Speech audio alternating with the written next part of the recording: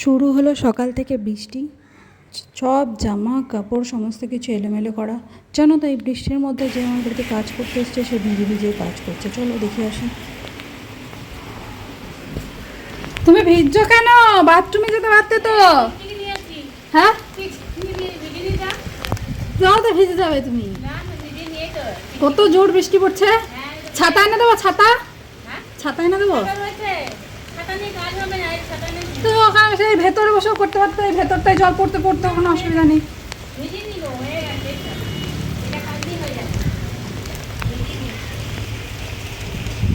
এইদিকে দেখো, আমার মেয়ে সবার প্রথম বাবা ডাকতে শিখেছে। বাবা সারা দিন করে যাচ্ছে, আর ওর বাবা তো খুশিতে আত্মহারা যে প্রথমে মা ডাকেনি, প্রথমে বাবা ডেকেছে। ভীষণ খুশি হয়েছে, আর আমাকে এই নিয়ে সারাদিন খেপিয়ে চলেছে, সারাদিন খেপিয়ে চলেছে।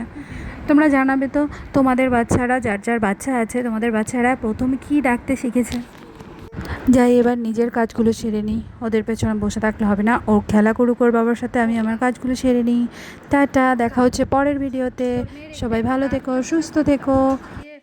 আমার ফোনে একটা ফটো আছে, একটু একটু দাঁত উঠে স্নান করে এই মাথায় গামছা দিয়ে গামছা পেঁচিয়ে বসে আছে। আবার মেয়েটা একটু দাঁত উঠুক, ওই রকম একটা সেম